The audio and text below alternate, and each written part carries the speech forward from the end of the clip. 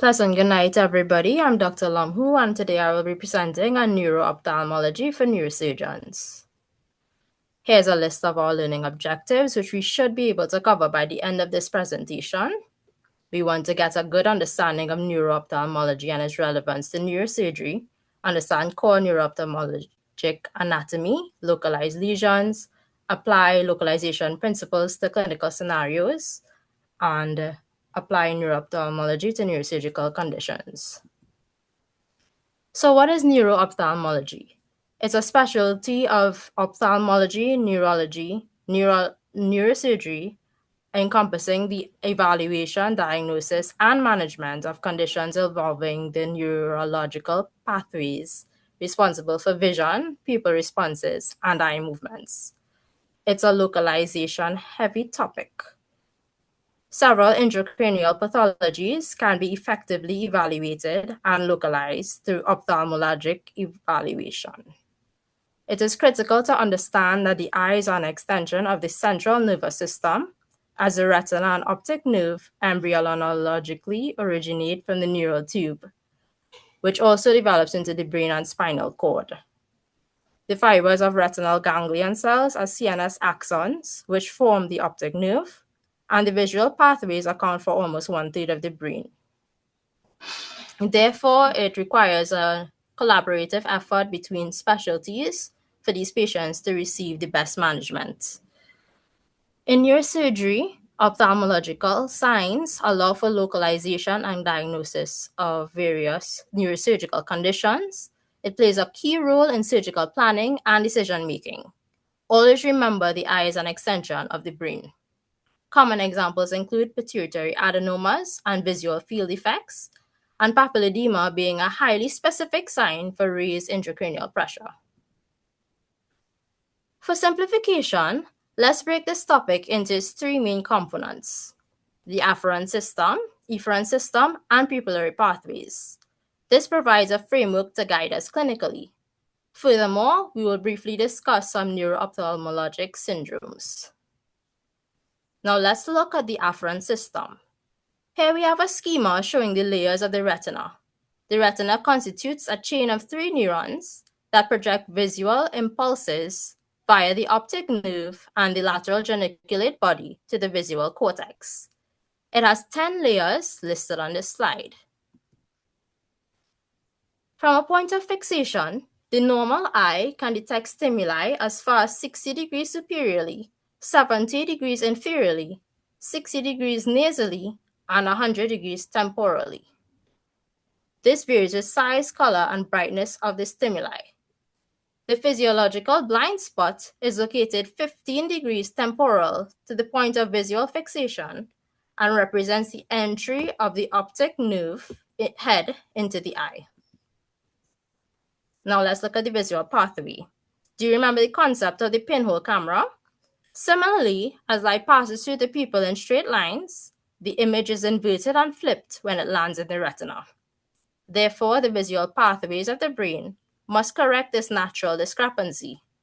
When going through this section, I want you to pay close attention to the difference between image on the hemiretina and the visual field. Light from the right side of the visual fields of both left and right eyes land on both left hemiretinae and vice versa. Thus, each visual field is divided into temporal and nasal hemiretinae by a vertical meridian and into upper and lower hemiretinae by a horizontal meridian shown in the diagram on the left. Each monocular visual field also has a tiny temporal area that is only visible by one eye, known as monocular crescents. This schema shows a nice short recollection of the visual pathway. Light falls onto the retina, which sends neural signals to the optic nerve, which projects to the optic chiasm, which projects to the optic tract, lateral geniculate nucleus, optic radiations, and ends in the visual cortex. So now let's go a bit deeper into it. Neuronal signals transmitted by the ganglion cells of both the temporal and nasal hemiretinae of the left eye travel through the left optic nerve. A lesion in the optic nerve or prechiasmal lesions results in ipsilateral monocular blindness. The knee of Wilbrand is an area in the optic chiasm We're crossing fibers from one optic nerve straight to the opposite optic nerve before joining the optic tract. Thus, if the lesion is towards the posterior part of the optic tract, near the optic chiasm, it may also result in loss of the superior temporal quadrant of the contralateral visual field, also known as a junctional scotoma. From the left optic nerve, fibers from both left temporal and nasal hemiretinae travel to the optic chiasm, where they meet the nerve fibers of both fields of the right eye. However, only the nasal hemiretinae fibers from both eyes, that is, both visual fields, cross at the optic chiasm.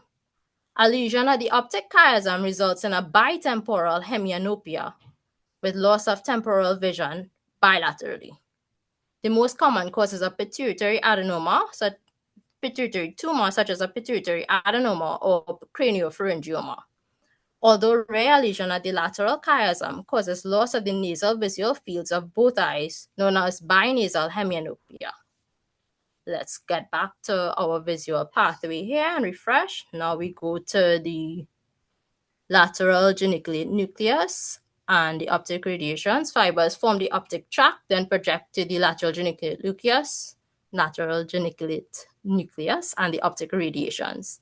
Lesions anywhere along the optic tract, lateral geniculate body, and optic radiations produce contralateral homonymous hemianopia, as the left optic tract contains input from the right visual fields of both eyes. It's labeled as number 4 in this diagram.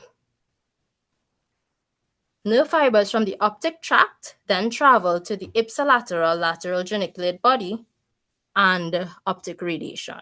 The lateral geniculate body is a sensory visual relay station in the thalamus. Each temporal hemiretina, receiving image input from both nasal fields, has ganglion cells that project to the ipsilateral lateral geniculate body layers 2, 3, and 5. And each nasal hemiretina has ganglion cells that project to the ipsilateral LGB layers 1, 4, and 6. At this point, the optic radiation then splits into upper and lower divisions. The upper division projects to the parietal lobe, while the lower division projects to the temporal lobe. Recall that on the retina, the image is upside down. This is now reversed when the lower optic radiation forms Meyer's loop, which traverses around the inferior horn of the lateral ventricle and then continues to the lingual gyrus, which is below the calcarine sulcus. It carries input from the upper visual field. So the lower optic radiation carries input from the upper visual field, and the upper division of the optic radiation carries input from the lower visual field and projects to the upper banks of the calcarine sulcus, called the cuneus gyrus. Thus, when transected at the upper division, the geniculocalcarine tract, there is a right lower homonymous quadrantanopia. Transection of the left lower division results in a right upper homonymous quadrantanopia, as seen in this diagram.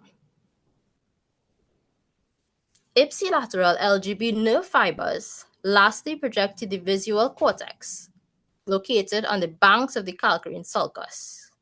This area receives its blood supply from the calcarine artery, a branch of the PCA, posterior cerebral artery. But anastomosis with the middle cerebral artery may be substantial, and this gives rise to macular sparing. A lesion at the left visual cortex results in a right or contralateral homonymous hemianopia with macular sparing, that is, loss of the right visual fields in both eyes. Additionally, macular sparing may occur with some partial injuries to the optic radiation or with a left PCA stroke in a patient whose occipital pole receives anomalous blood supply from the MCA.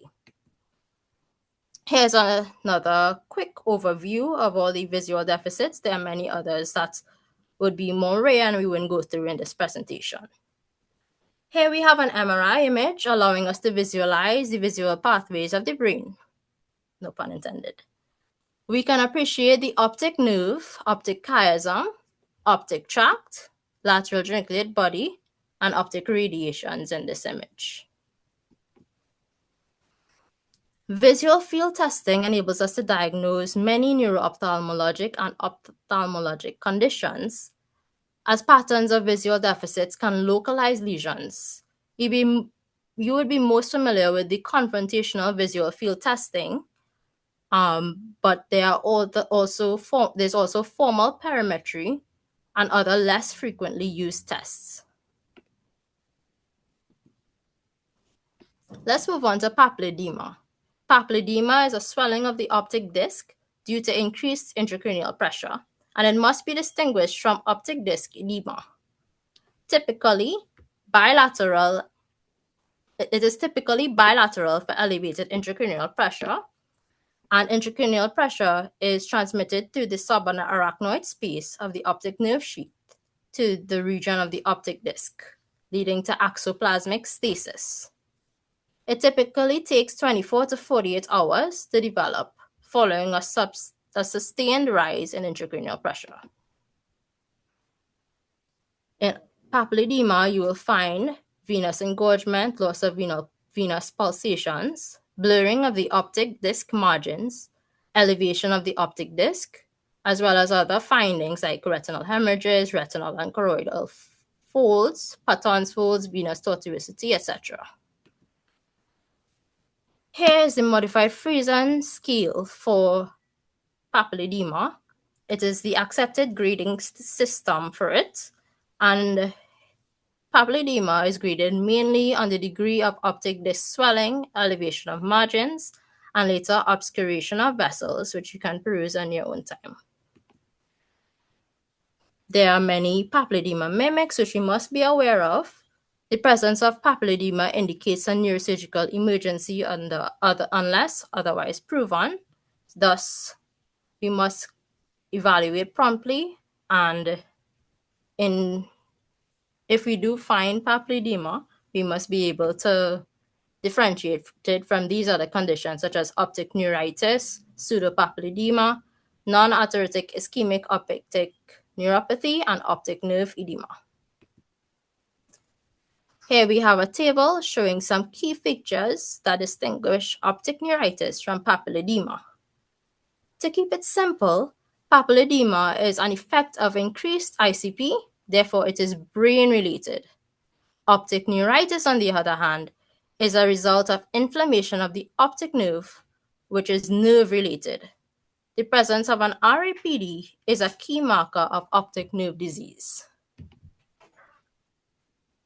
Although the typical differentiating feature between papilledema and optic neuritis is laterality, there are a few instances where unilateral papilledema, which we must be aware of, can occur. They include things like compressive lesions of a single orbit, optic nerve sheath, or optic nerve, demyelinating disease, and elevated intracranial pressure, while something else prevents manifestation in the unaffected eye.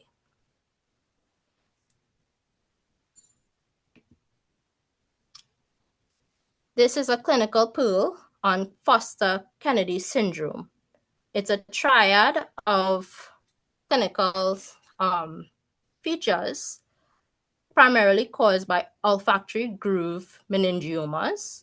It involves optic nerve atrophy, papilledema, and anosmia. It suggests a space-occupying lesion with both local compression and global intracranial pressure effects. Ipsilateral optic atrophy and contralateral papilledema must always alert us to rule out a frontal mass. Here is a schema showing a useful triad of the olfactory groove meningiomas. The classic triad is Foster-Kennedy syndrome. However, some sources suggest that these signs occur late, and we must look at other signs that will be able to hint us to the existence of olfactory groove meningioma without these signs. So let's go on to imaging findings in papilledema.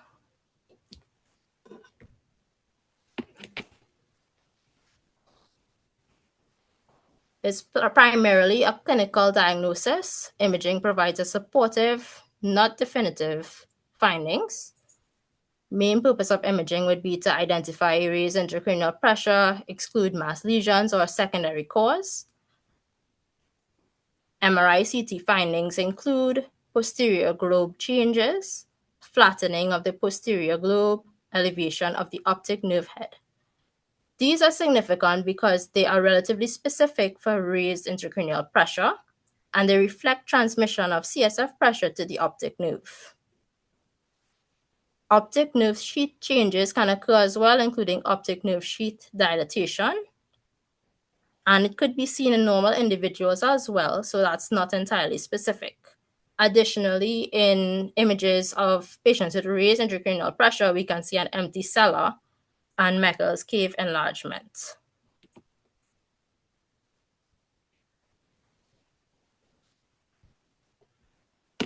So let's look at a case. An 18-year-old male presented for an eye examination with progressive 2-year history of acid reflux, emesis, and recent difficulty swallowing with associated weight loss. Dilated examination demonstrated papilledema, suggestive of increased intracranial pressure. Neurologic examination revealed absence of palate elevation, dysphagia, and tongue weakness or fasciculations, indicative of medullary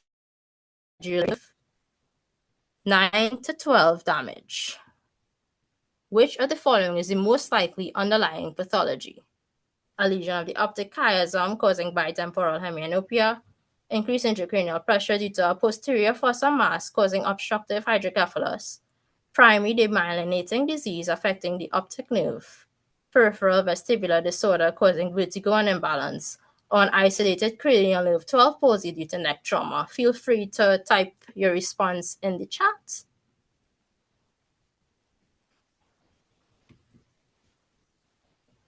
Okay, so the correct answer is B, increased intracranial pressure due to a posterior fossa mass causing obstructive hydrocephalus. We have a little explanation here. Papilledema indicates raised intracranial pressure and cranial nerves, lower cranial nerves involvement localizes to the medulla.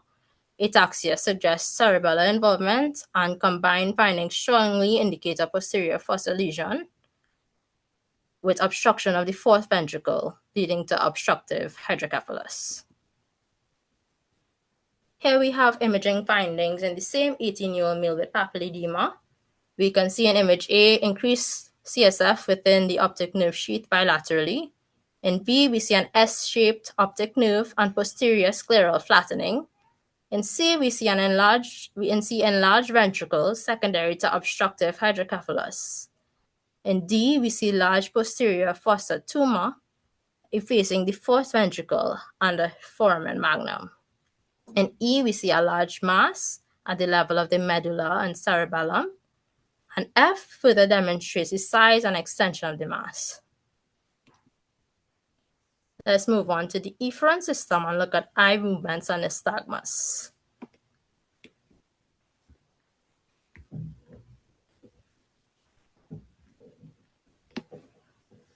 Tested with the simple H test from the examiner's finger approximately 40 centimeters from the patient's eyes and moved into each of the 9 cardinal positions of gaze, we can see the effects of the cranial nerves and eye movements.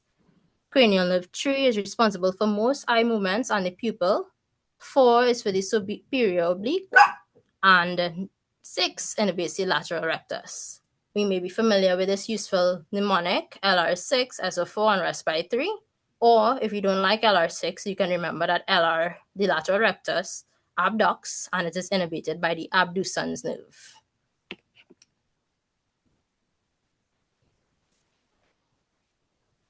Right, so let's look at the brain anatomy of the extraocular muscle system.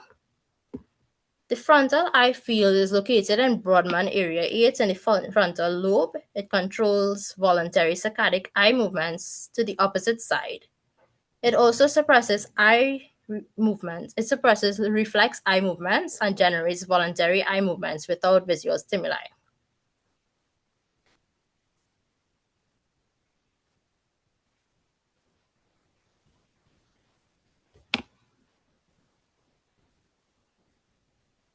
The frontal eye field controls contralateral gaze via the corticobulbar fibers, and the paramedian pontine reticular formation is the horizontal gaze center that activates ipsilateral cranial nerve 6 nucleus to cause abduction of the lateral rectus muscle.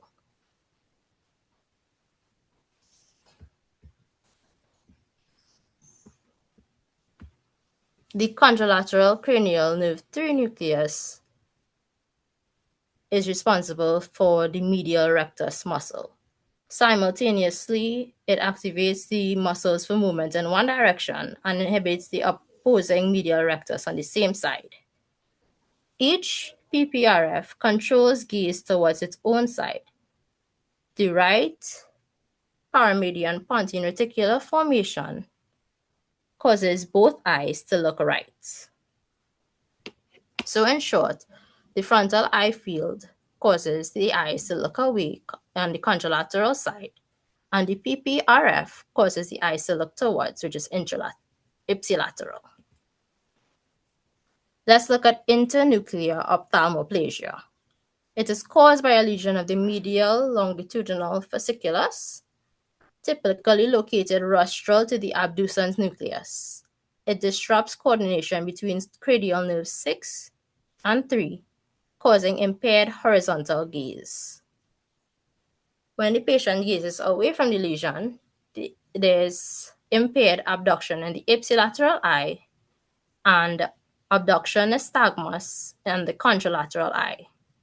It is important to differentiate an isolated MLF lesion. It is important to differentiate that in an isolated MLF lesion, convergence is preserved. This helps differentiate an internuclear ophthalmoplegia from an oculomotor nerve palsy and confirms that this is a supranuclear or internuclear lesion, not a muscle or nerve palsy.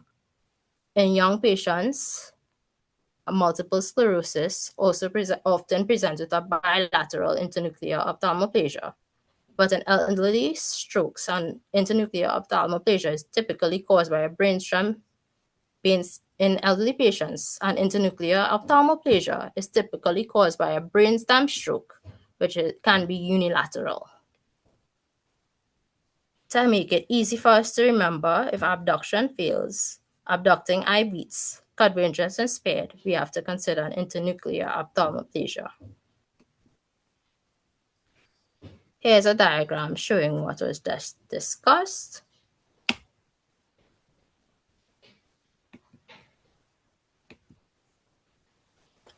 Painful ophthalmoplegia is pain with impaired ocular motility and may be due to involvement of cranial nerves 3, 4, 5, and 6.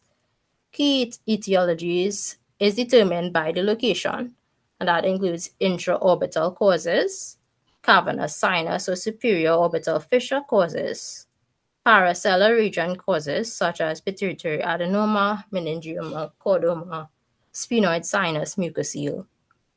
Posterior fossa causes include posterior communicating artery aneurysm, basilar artery, and basilar artery aneurysm. There are also other causes like diabetic ophthalmoplegia, migraine, giant cell arteritis, and tuberculosis.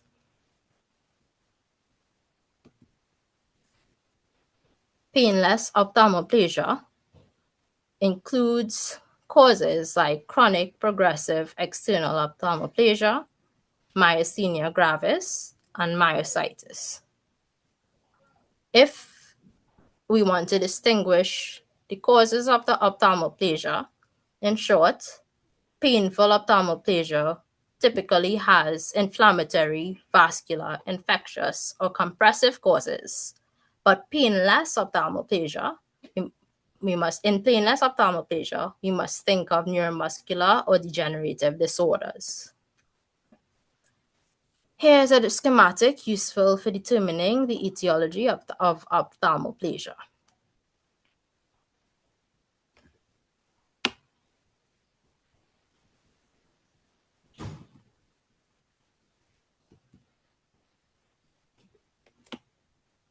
Let's look at the oculomotor nerve. It exits from the ventral midbrain and has two functional components: motor fibers from the oculomotor nucleus and parasympathetic fibers from the Edinger-Westphal nucleus. It travels through the cavernous sinus and enters the orbit via superior orbital fissure and divides into a superior and an inferior division. The superior division projects to the superior rectus and levator palpebrae superioris, and the inferior division innervates the medial rectus, inferior rectus, and inferior oblique. The parasympathetic pathway travels with the inferior division and synapses in the ciliary ganglion. Postganglionic fibers supply the ciliary muscle, responsible for accommodation, and the sphincter pupillae, responsible for pupillary constriction.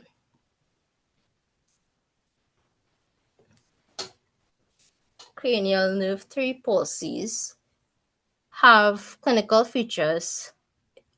clinical features including ptosis, eye deviation in the down and out direction due to unopposed action of the lateral rectus and superior oblique muscles, plus or minus mydriasis if parasympathetic fibers are involved, and we'll see later that this helps us determine the etiology.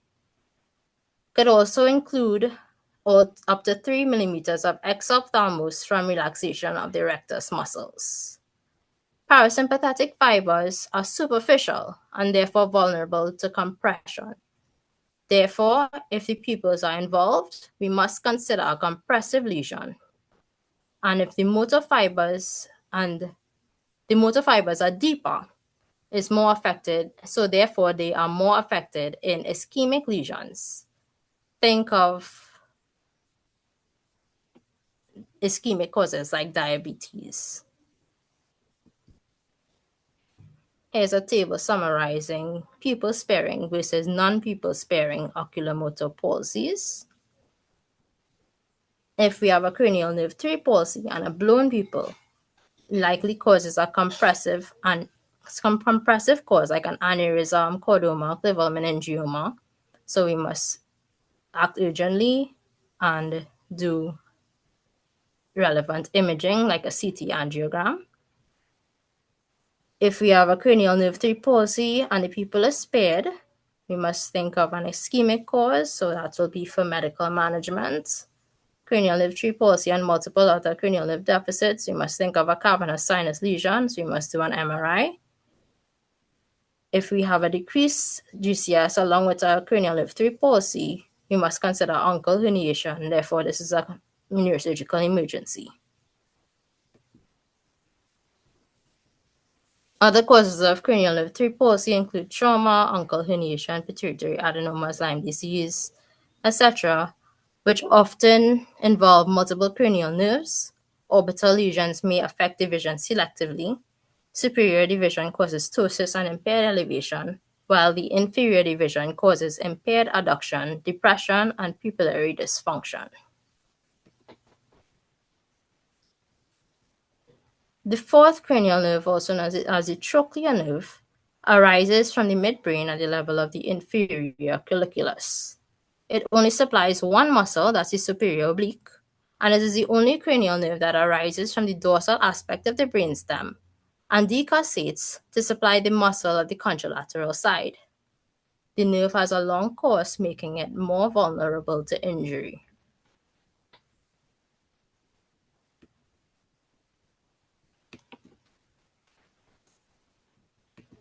Clinical features of a trochlear nerve palsy. The eye deviates up and in, and the patient will compensate with a head tilt away from the affected side to reduce diplopia. Diplopia would worsen with a downward gaze, such as when they are descending stairs, and when the eye is adducted, as well as with a head tilt towards the affected side. It's very uncommon, but it may occur with lesions involving the floor of the fourth ventricle and the cerebral pedicles.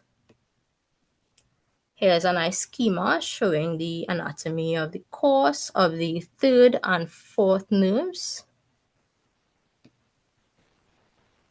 Cranial nerve 6, the abducens nerve, originates from the abducens nucleus in the pons and exits at the pontomedullary junction. It has a long cranial course as well, and it passes between the pons and the clavus to enter the cavernous sinus via Dorello's canal. The primary deficit is the lateral rectus muscle, causing an inability to abduct the eye. Key clinical features include horizontal diplopia, worse on gaze towards the affected side, as the patient cannot abduct the ipsilateral eye. Common etiologies include microvascular causes, such as diabetes, and increased intracranial pressure, which can occur without direct nerve compression. It is considered a false localizing sign in this instance, and it may be bilateral due to its long intracranial course. Therefore, if a patient has persistent palsy for more than 3 months, we must investigate for alternative causes. Here is a summary of the cranial nerve palsy eye movement findings. When we do the H test and we ask the patient to look right, straight, and left,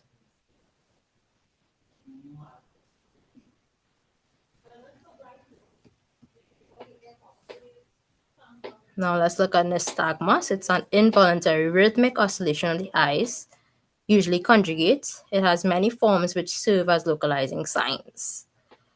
The clinical test to differentiate peripheral vertigo from central causes in patients with continuous vertigo and nystagmus is the HINTS examination, short for head impulse test, nystagmus, and test of skew.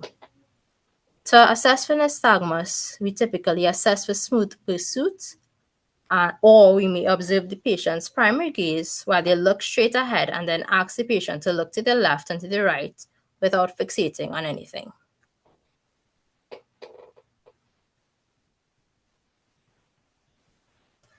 Of note, the HINTS examination is only used to assess a subset of patients with a sudden onset persistent vertigo for hours or days, and not in every single patient with nystagmus. Here we have a breakdown of the HINTS assessment. To perform the head impulse test, we'll do rapid, small, or amplitude head rotations while the patient fixes their gaze. So you gently move the patient's head from side to side, making sure the neck muscles are relaxed. And then ask the patient to look at your nose while you turn their head to the left and right. Findings include, when the findings are abnormal, it includes a corrective saccade that is indicative of a peripheral lesion. And a normal exam finding with no saccade indicates a central cause, which is concerning.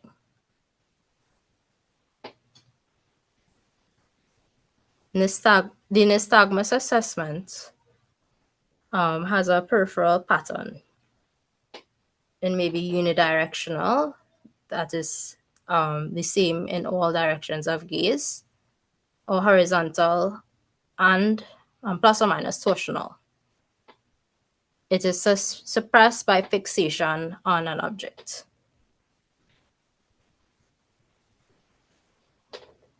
The test of skew is done by doing the alternate eye cover test.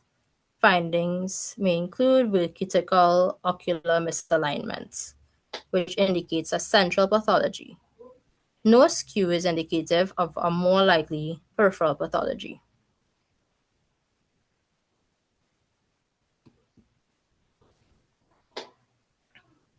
To interpret the HINTS assessment, we must be aware of a pattern of normal head impulse, direction changing, or vertical nystagmus, and a positive skew deviation, which suggests a central cause like a stroke or tumor.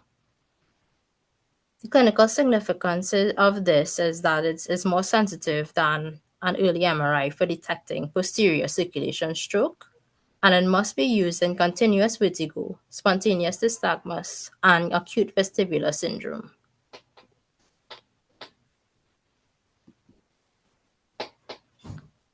Let's look at some of the other causes, of the various types of nystagmus. We have jerk nystagmus, which is which is where the intorting eye moves up, extorting eye moves down, and the pattern then reverses. We can then localize the lesion to the diencephalon or the chiasmal compression. We have multiple other forms of nystagmus, such as convergence nystagmus, where there's a slow abduction of the eyes followed by abducting jerks, usually associated with features of paranoid syndrome, and that indicates a dorsal midbrain dysfunction. Nystagmus retractorius, downbeat nystagmus, upbeat nystagmus, abducting nystagmus, where the lesion is in the pons,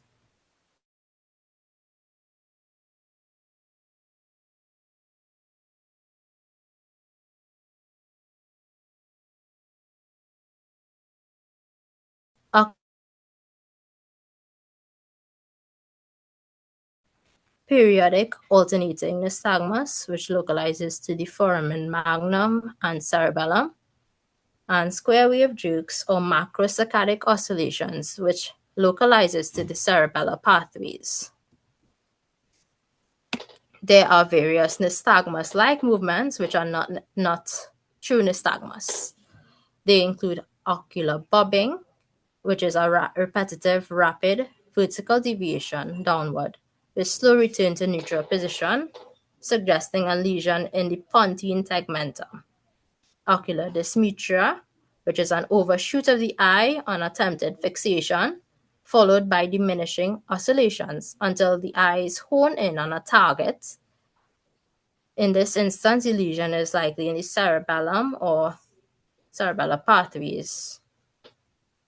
There's also ping pong gaze and windshield wiper eyes. Let's move on to pupillary pathways. The pupillary examination is a key part of the neurological assessment, as it reflects brain stem function and integrity of both afferent and efferent pathways. Raised intracranial pressure compresses brainstem structures, leading to sluggish or absent pupillary responses. It is a key warning sign of neurological deterioration. Combining the pupillary exam with GCS improves outcome prediction. Multiple causes of anisocoria can also localize intracranial pathology. Additionally, an RAPD differentiates an optic nerve or retinal pathology.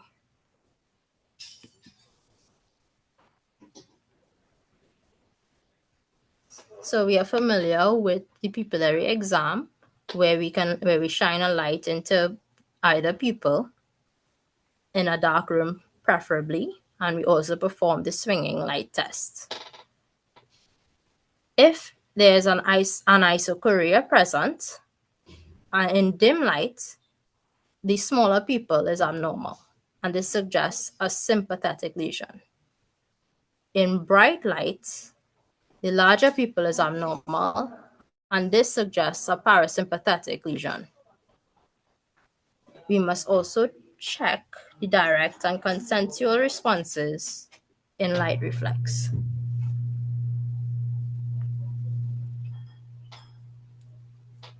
If the light reflex is abnormal, we must check the near response. Normally, there is constriction with convergence more than with the light reflex. There's more constriction with convergence than with the light reflex, or light near dissociation might be present. This can be caused by multiple things like syphilis, dorsal midbrain lesions, oculomotor neuropathy, and AD's people. An afferent pupillary defect indicates a weaker direct versus consensual response. The affected pupil appears to dilate when it is illuminated.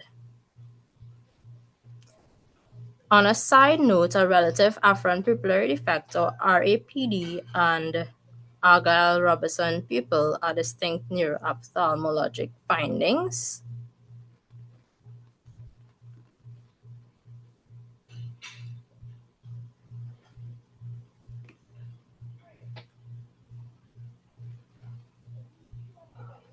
Okay, let's look at the pupillary reflexes.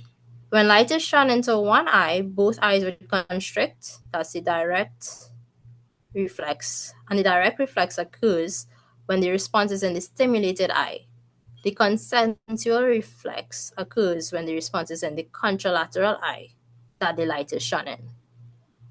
The pupillary reflex pathway consists of an afferent limb, primarily cranial nerve 2, and an efferent limb, which is primarily cranial nerve 3. Neurons in the Edinger-Westphal and pretectal nuclear complex are also part of this pathway. It's mediated by rods and cones upon light stimulation and transmitted via the optic nerve. Temporal retinal fibers remain ipsilateral, while nasal retinal fibers decussate at the optic chiasm. The light reflex fibers bypass the lateral geniculate body and synapse in the pretectal nuclear complex at the level of the superior colliculus. Intercalating neurons connect to both the Edinger-Westphal parasympathetic motor nuclei, and monocular light stimulates equal pupillary constriction bilaterally in both the direct and consensual reflex.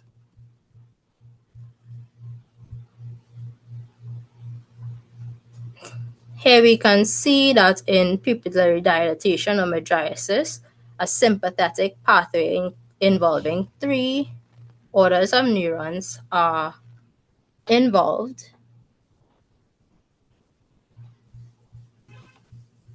For pupillary constriction or miosis, a parasympathetic pathway is involved with periganglionic fibers originating in the Edinger-Westphal nucleus, traveling with the oculomotor nerve.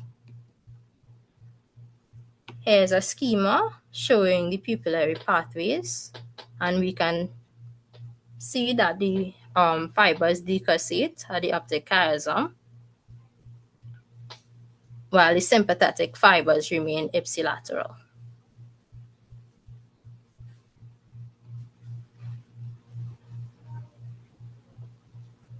Let's look at anisocoria. It is defined as unequal pupil sizes greater than 1 millimeter, and it may be physiologic or pathologic. An RAPD does not cause anisocoria, and the presence of both anisocoria and an RAPD indicates 2 separate lesions. When we find a patient with anisocoria, we must take a proper thorough history to search for drug exposure, trauma, and look for prior photographs to see if this is the patient's physiologic baseline, as it can be in about 20% of patients. We will do an examination to compare the pupils in light versus dark and a full pupillary reflex testing. Non-contrast CT is usually not helpful. We must remember that if anisocoria is greater in the dark, the smaller pupil is abnormal, such as in Horner syndrome. But if it is greater in light, the large pupil is abnormal, and this can be caused by third nerve palsy, pharmacologic dilatation, or Adie's pupil. Physiologic anisocoria, as I previously mentioned, can occur in about 20% of the population and is benign, often long-standing. A pharmacologic pupil is the most common cause of an acute anisocoria.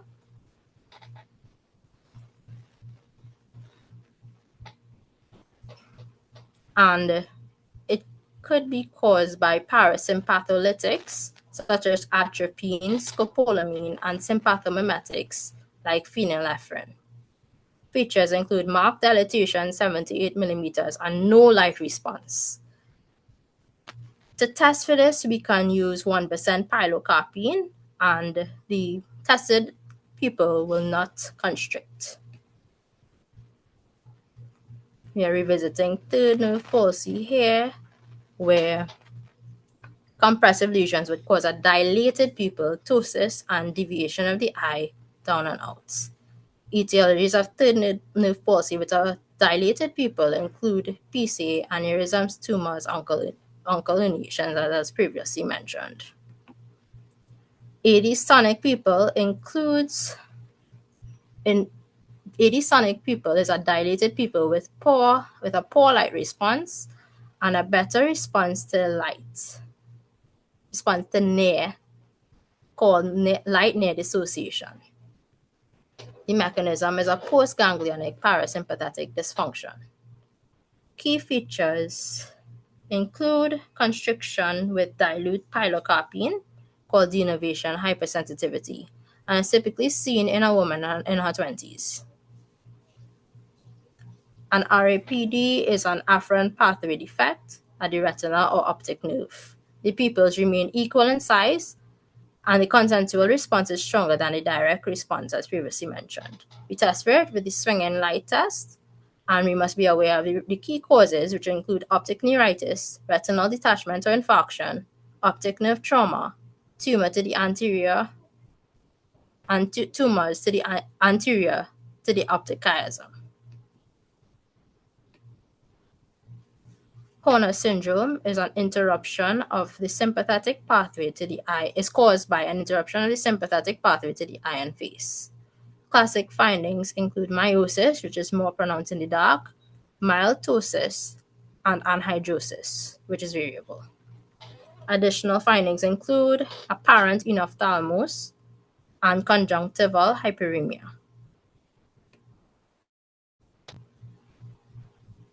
Horner syndrome involves a 3-neuron chain of sympathetic pathway, as we previously covered. First order neurons go from the hypothalamus to brainstem and spinal cord. Then second order neurons or preganglionic neurons travel from the spinal cord to the long apex and cervical ganglion. And third order neurons travel from the carotid artery to the eye, along the carotid artery to the eye. This chain of neurons can help us to localize the etiology of the Horner syndrome. So central lesions tend to be caused by first order neuron lesion, such as brainstem infarction, syringobulbar, intracranial tumors. A clinical clue includes associated brainstem signs with the Horner syndrome. Horner syndrome caused by a second order lesion includes apical lung tumor such as Pancoast tumor, chest trauma, neck surgery, and neuroblastoma. Therefore, we must do a thoracic evaluation when we find a preganglionic Horner syndrome. Postganglionic Horner syndrome caused by postganglionic lesions typically include carotid artery dissection, cavernous sinus lesions, skull-base tumors, and migraine. The key feature of these type of Horner syndrome include no anhidrosis. To test for Horner syndrome, we use multiple pharmacologic agents, such as the cocaine test. In the cocaine test, the normal pupil dilates and the Horner pupil does not. With apraclonidine, there is reversal of the anisocoria in Horner syndrome, and the affected pupil dilates. With pholedrin, in first or second order lesions, there's dilatation, but in third order lesions, there's no dilatation. Therefore, this helps us to differentiate from first or second and third order lesions.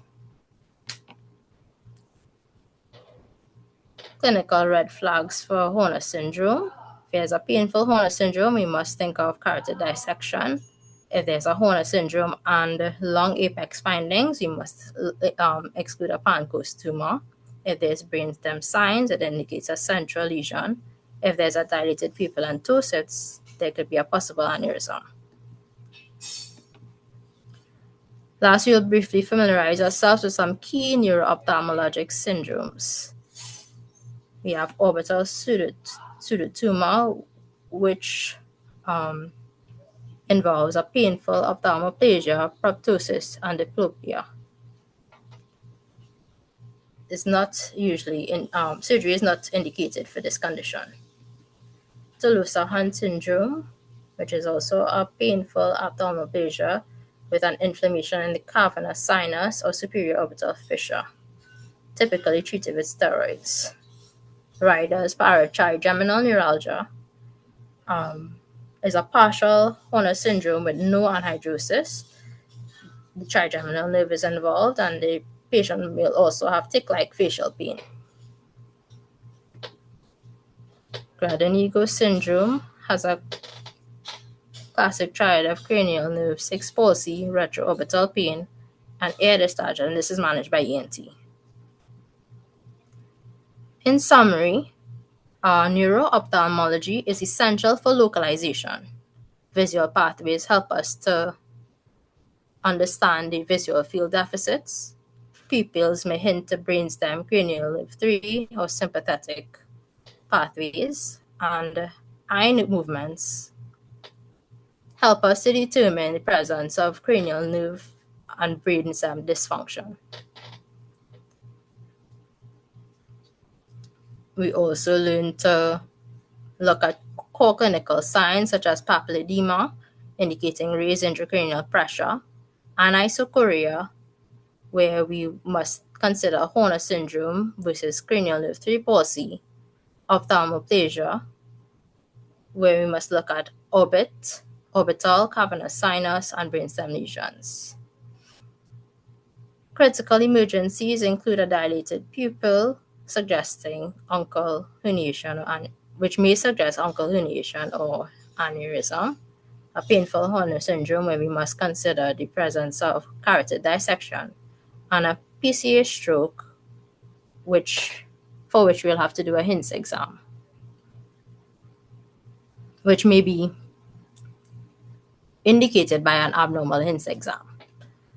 We also learn to correlate imaging findings with some of our symptoms, and having a thorough neuro-ophthalmologic understanding helps us to deliver rapid bedside diagnosis, guide urgent imaging, and direct neurosurgical intervention. One last look at this diagram, and these are my references.